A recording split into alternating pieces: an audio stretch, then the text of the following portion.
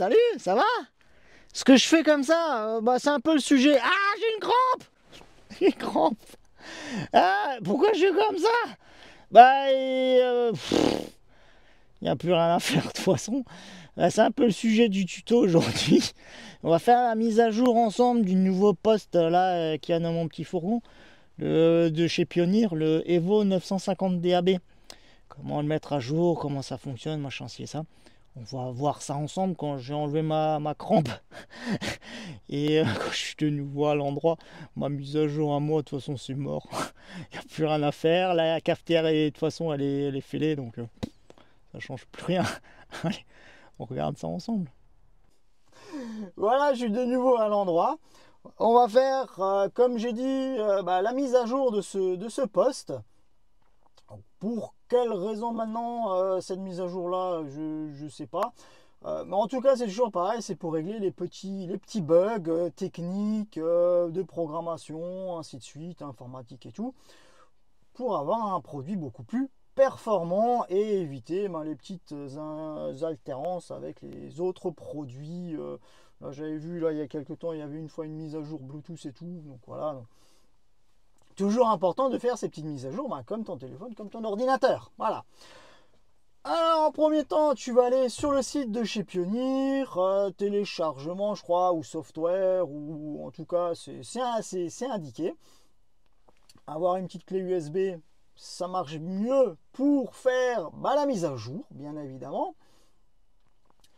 Et tu as en même temps, la notice explicative comment faire ta mise à jour.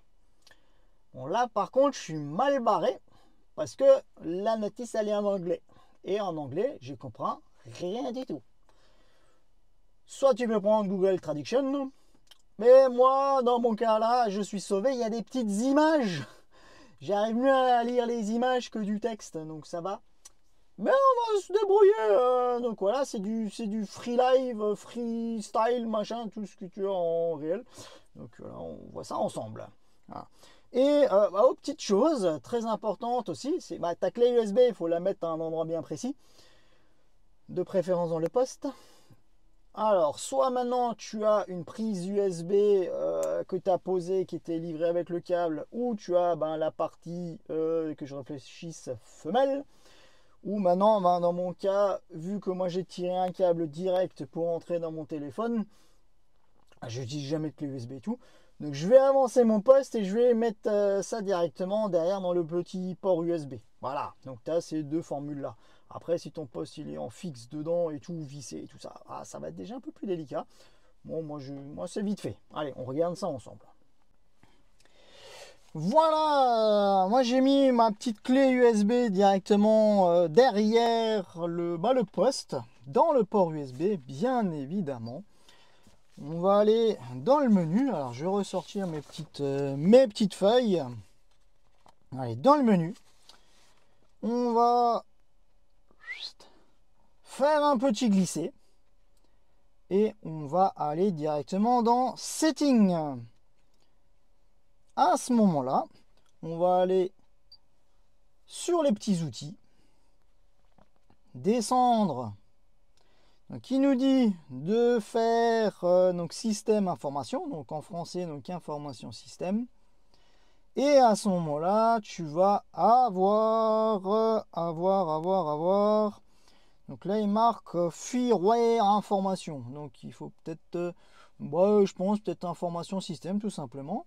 Voilà, donc là on a le firmware 1.33.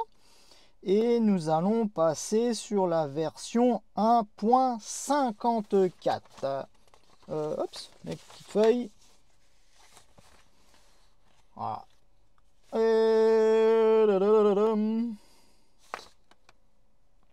Voilà, nous allons passer effectivement sur la version suivante. Et nous allons faire mise à jour système. Voilà. Donc là, il marque sélectionner. Donc une méthode de mise à jour du firmware. Alors, on va faire USB. Donc merci de connecter la clé USB et le bouton fichier, puis appuyer sur continuer. Donc voilà. Donc là, il va lire la clé USB. que j'ai précédemment mis dans l'ordinateur et mis le logiciel de mise à jour comme préconisé sur le site internet de chez Pionir. Voilà. On attend. Combien de temps? Je ne sais pas. Donc voilà, il marque bien évidemment, donc avertissement, l'échec de la mise à jour peut provoquer donc un produit endommagé, tralala, bah, tu lis ce qui a marqué dessus, et ensuite tu fais démarrer.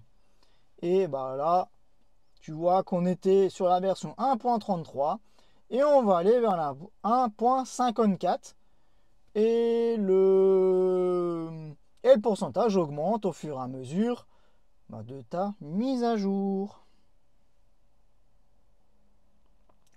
Donc pour le moment, ça a l'air relativement facile, malgré que ma notice soit en anglais. Avec les petites images, on arrive quand même relativement bien de s'en aider. Et je trouve que c'est quand même relativement intuitif. Voilà.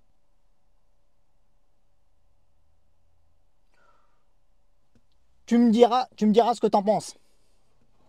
C'est toujours bien d'avoir les infos des utilisateurs pour aussi faire remonter l'information directement aux fabricants. Hein. Si eux ils rencontrent jamais de problème, ils peuvent pas non plus les résoudre, s'il y en a. Et donc là on voit que ça marchait. Donc là il redémarre. Ah oui, il redémarre. Il n'a pas craqué. Pas comme moi.